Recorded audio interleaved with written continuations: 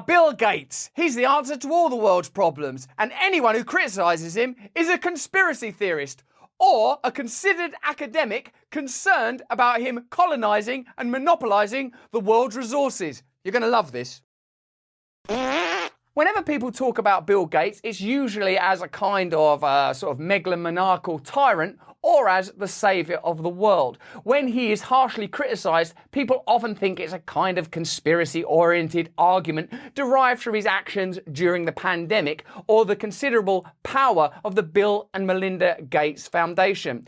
Recently, 50 agricultural organisations got together to write Bill Gates a letter condemning his approach and suggestions to the problem of food sovereignty. It's a beautiful letter, it's brilliantly articulate, and the reason we want to present it to you today is because it demonstrates that criticising Bill Gates doesn't make you a conspiracy theorist, and it demonstrates too that Bill Gates' actions and influence are nefarious and harmful. Stay to the end of this video because we are equipping you with arguments so that you can have a conversation with people and they go, oh, you're a conspiracy theorist, you're a conspiracy theorist. This is not conspiracy theory. This is harmful policies that are designed to centralise power and control food, and people are answering back from a position of authority, integrity and expertise. But before we get into that, let's see Bill Gates presenting solutions in a way that definitely doesn't make you query his motives. After all, he's got a little trolley full of corn.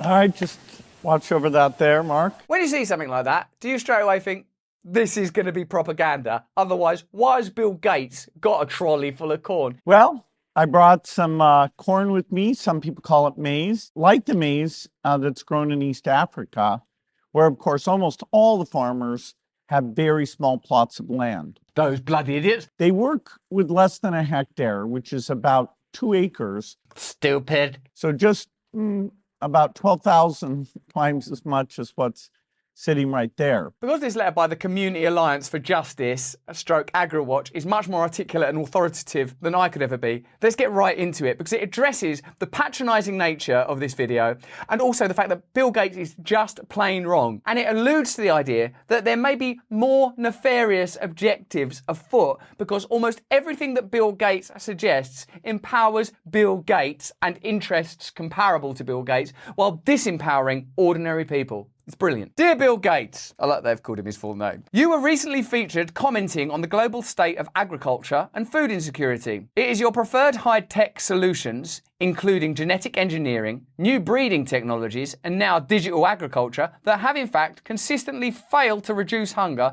or increased food access as promised. So straight away, Bill Gates' suggested solutions do not work and have made the problem worse. In 2 recent articles, you make a number of claims that are inaccurate and need to be challenged. Both pieces admit that the world currently produces enough food to adequately feed all the Earth's inhabitants, yet you continue to fundamentally misdiagnose the problem as relating to low productivity. We do not need to increase production as much as to assure more equitable access to food. In addition, there are 4 specific distortions in these pieces which should be addressed, namely, 1.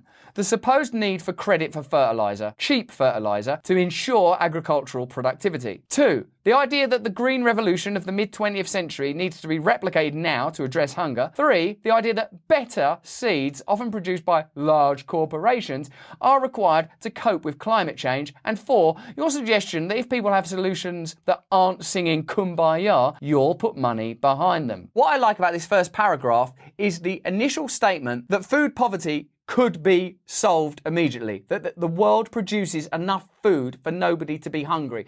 Now, as countries like the UK and the United States enter into a cost of living crisis and likely conditions of poverty not seen for nearly a century, it's important to address that the problem is not a lack of resources. The problem is therefore a political one. That means it relates to systems of the imagination and mind brought into being for the convenience and benefit of hierarchical elites rather than a necessary problem that relates to resources. And I also like the promise that we're going to break down the 4 assumptions that Bill Gates has made and one by one take them down. First, synthetic fertilizers contribute 2% of overall greenhouse gas emissions and are the primary source of nitrous oxide emissions. Producing nitrogen fertilizers requires 3 to 5% of the world's fossil gas. They also make farmers and importing nations dependent on volatile prices on international markets and are a major cause of rising food prices globally. Yet you claim that even more fertilizer is needed to increase agricultural productivity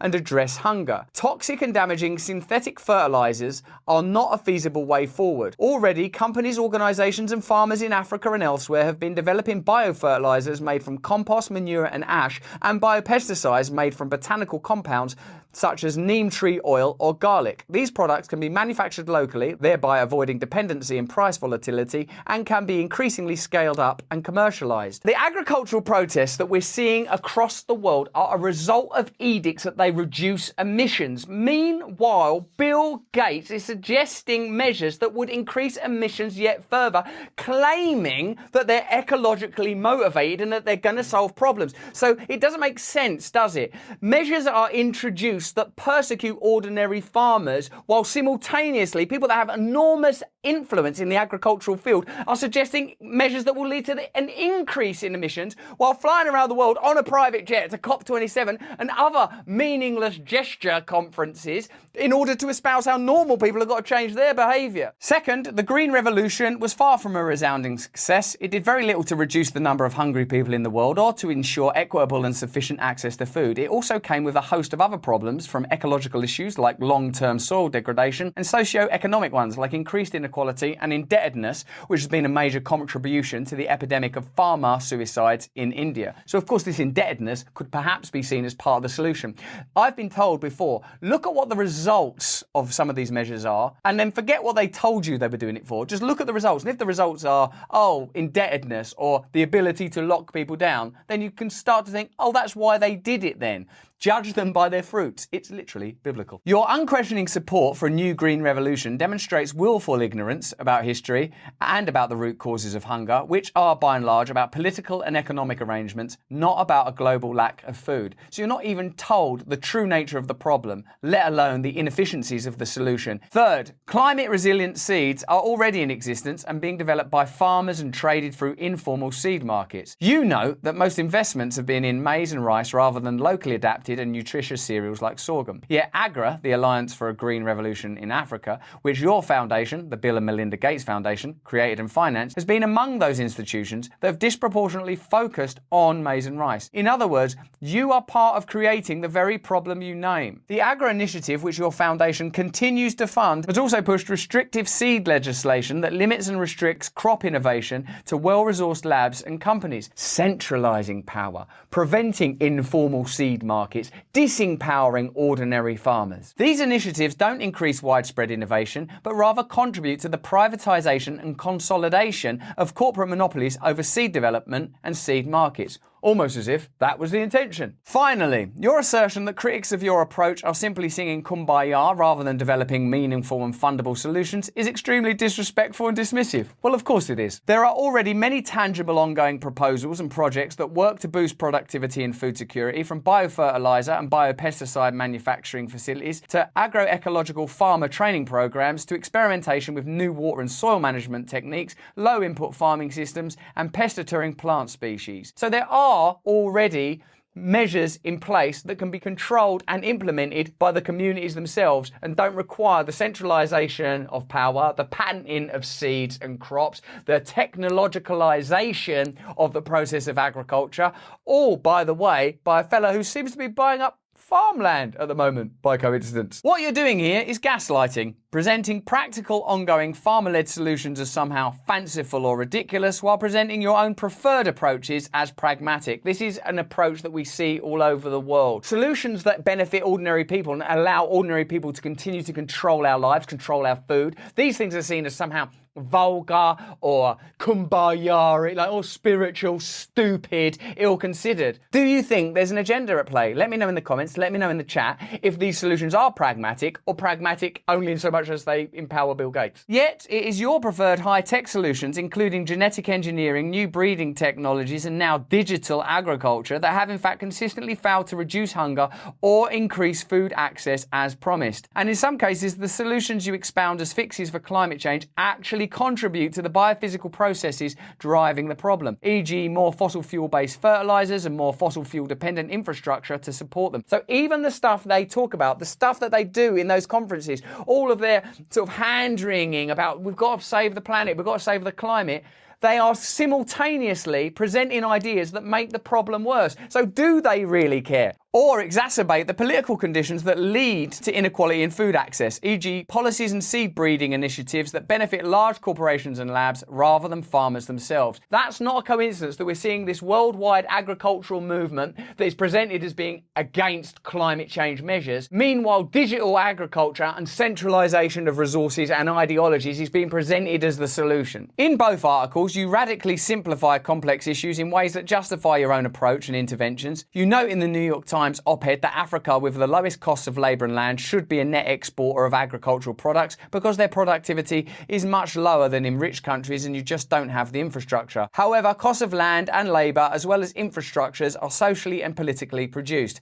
Africa is in fact highly productive, it's just that the profits are realised elsewhere. Through colonisation, neoliberalism, debt traps and other forms of legalised pillaging, African lives, environments and bodies have been devalued and made into commodities for the benefit and profit of others. Infrastructures have been designed to channel these commodities outside of the continent itself. Africa is not self-sufficient in cereals because its agricultural, mining and other resource-intensive sectors have been structured in ways that are geared towards serving colonial and then international markets rather than African peoples themselves. Although you are certainly not responsible for all of this, you and your foundation are exacerbating some of these problems through a very privatised, profit-based and corporate approach to agriculture. So Bill Gates is presenting himself as the solution when in fact he is the problem. And many of these arguments about the exploitation of Africa and racial differences and colonialism and imperialism actually centralise on the figures that are trying to sort of make a kind of social profit from saying they're helping. We've got to have a fairer world, let's put badges on things, let's support stuff, let's do the right hashtags. These are the guys that are causing the problems. There is no shortage of practical solutions and innovations by African farmers and organisations. We invite you to step back and learn from those on the ground. That's a polite way of saying, fuck off, Bill. At the same time, we invite high-profile news outlets, mainstream media, to be more cautious about lending credibility to one wealthy white man's flawed assumptions, hubris and ignorance at the expense of people and communities who are living and adapting to these realities as we speak. I wonder why the mainstream media are so eager to present Bill Gates as a solution, almost as if they are somehow financially indebted to him and have commercial relationships with Bill Gates and affiliate organisations that prevent them from telling you the truth and making you realise that, wow, all the people of the world have the same problem. As Ndidi said, the Green Revolution was a miracle. There's a counter-argument for that. Amazingly, despite low land costs, low labor costs, sub-Saharan Africa still imports billions of dollars of crops every year from all over the world. Yeah, well, there's a reason for that.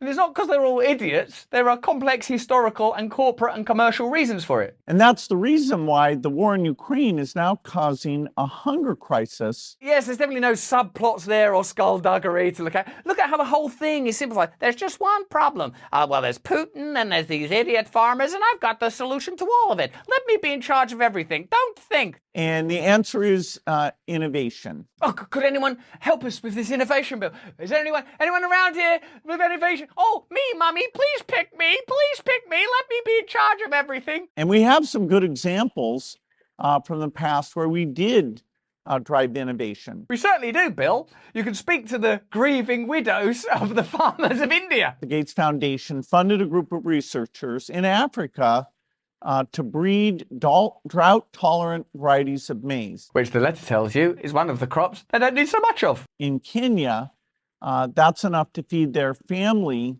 for the whole year and to have excess maize to sell for about $880. Bill Gates was boasting that they have magic seeds, crops engineered to adapt to climate change and resist agricultural pests, which ironically is what the people of Kenya call Bill Gates. Because this is the trend. The one thing that will push against that population and climate change. No, Bill. I think they're saying that many of the fertilizers you're suggesting flying around the world on a private jet. Hey, use some more fertilizers, but aren't those fertilizers costly to buy? Bye! We can develop the tools and the systems to make sure that people have enough to eat, even despite the negative effects of climate change. Thank you. So there you have it. Bill Gates likes to look at the world as simple data. What I offer you is this question. Is Bill Gates trying to help, or is Bill Gates simply suggesting that the solution to all of these problems is to give Bill Gates more power? But that's just what I think. Let me know what you think in the comments. Let me know what you think in the chat. Have a look at either of these videos. Join us on Rumble every single day in full and first, unexpurgated and uncensored, so we can speak clearly and plainly to bring people together to confront exactly this type of power. Stay free.